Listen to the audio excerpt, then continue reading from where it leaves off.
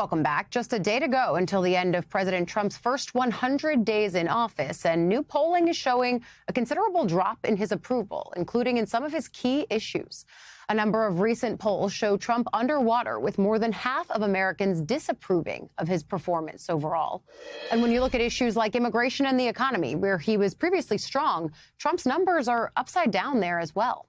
The president, perhaps unsurprisingly, taking note of it taking note of these headlines, posting on social media this morning to call them sick and those who write about them the enemy of the people, adding he thinks these pollsters should be investigated for election fraud. Joining me now is Sam Stein, managing editor of The Bulwark and an MSNBC contributor, and Susan Del Percio, Republican strategist and an MSNBC political analyst. Sam, first to you, any surprises in these numbers that we see? I guess in the macro sense, yeah, how quickly it's all fallen apart, right? First of all, Trump didn't start off necessarily on a high note. I mean, relative to what he was in the first term, it was improved, but relative to other presidents, it was not a great starting point for a newly elected president, or in this case, I guess a second-term president. But it's all kind of come apart fairly fast, and it's all been fairly self-inflicted. That's the other surprise. The trade wars, the tariffs, Liberation Day, those all took, obviously, a huge chunk out of his approval rating. But then you look at the immigration stuff, too, and there was a case where he had immense popularity. The public was clearly backing his initiatives. And what did he do? He took a winning issue and he turned it into a kind of secondary issue, which is, can he and should he be able to defy the courts? And on that front, he's really lost ground with the public. And I think these are self-inflicted wounds. And it's not like he has one thing that he could hold on to now to claw his way back. Or conversely, not like there's one thing that's causing the downfall. It's across the spectrum on all the issues, which makes it that much harder for him to crawl back up in popularity. I think that's a really important point here, and the self-inflicted nature of it, of course, cannot go unstated.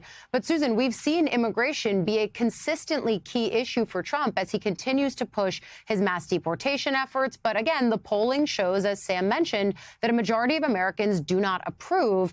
And the larger question here is whether or not these bad polls will play the same role as, frankly, a diving stock market did, be a force that could make the administration scale back or reverse course. What do you think?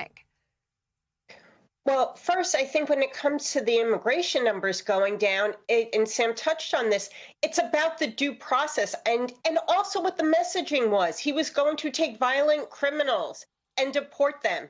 And now we see mothers who do the right thing and check in with ICE on their 6-month renewal, or not renewal, but check-in time that they're required to do. Then they get arrested 2 days later and their child's deported. That's not what Americans signed up for. He should have stayed on violent criminals. That's the first part. The second part, I don't think Donald Trump really will respond that much to these poll numbers.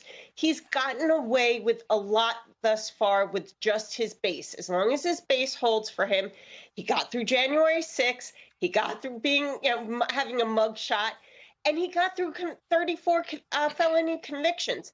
That's where he's focused. The problem that he will have is moving his agenda with members of the House who are up for re-election in 2 years, and they can't go along with all this. They can't have him anchoring them down.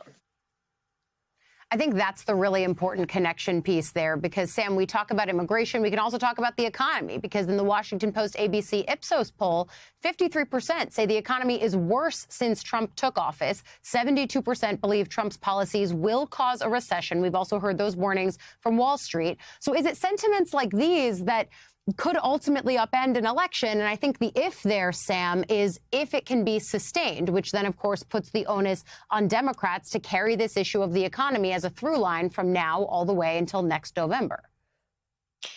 Yeah, I mean, there's a bit of a risk of overanalyzing this. I think pretty much what's happening is people are saying, no, I don't think things are getting better, and my economic situation isn't getting better, and Trump promised me my situation was going to get better, and it's not. That's pretty simple stuff, right? And if you're a member of Congress, what do you do when you're faced with that? There's one way, which is you can try to show that you're a bulwark against Trump, that you're pushing back. Maybe you take votes saying, hey, we're going to take back the power of the tariffs, or at least, have a ceremonial vote saying we disagree with this stuff. But the other way is that you have to show that you're doing action, that you're taking action, I should say.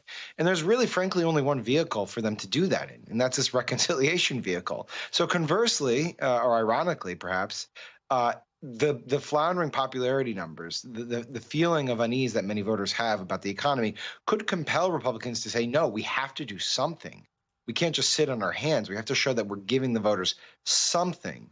And that might compel them to actually get that big bill done.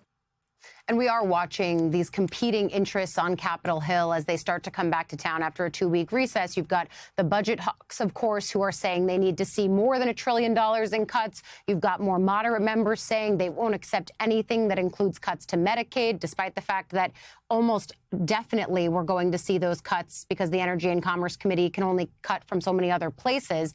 But, Susan, I want to drill down on a larger takeaway that really struck me. And this one was from our NBC News Stay Tuned polling around the gender gap, specifically among Gen Z voters, which are voters under 30. 45% of Gen Z men say they approve of Trump's overall job performance compared to 25% of women. That's a 21-point difference. The divide is also visible on what issues they care about, too. But more, if we could zoom out a little bit, Susan, it feels like this is a cultural and political realignment that could have long-lasting implications for both parties, specifically among younger voters who are growing up with a really skewed worldview and a much different worldview than their male or female counterparts. Yeah, when it comes to those younger male voters, Donald Trump made a big effort to reach out to them, and it helped. It certainly did. And when it comes to the younger women, I think they're finally realizing that, someone maybe of my age knew right away is that rights were being taken away from them. They've never known anything but growing up in a where pro-choice, you could be pro-choice. They've never seen things taken. And that's what Donald Trump has done. And it disproportionately affects women.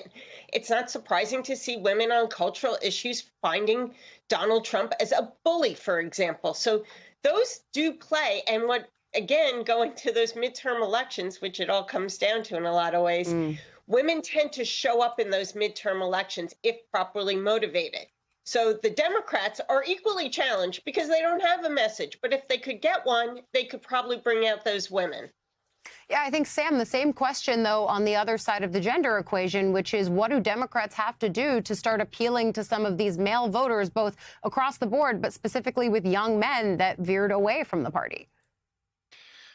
Well, the first thing they have to do is talk to them. They're not going to reach them unless they talk to them. And we're starting to see some members of the party make the overtures and make the appearances on the programs that they watch and adopt some of the new social media tools that these people are using as well. But it's not that profound. And frankly, part of that is because I think it's partly because they don't have the communicators effectively to do it. But also, we have to keep in mind, Trump kind of blots out everything else, right? Like, no matter what is happening, the storyline is Donald Trump.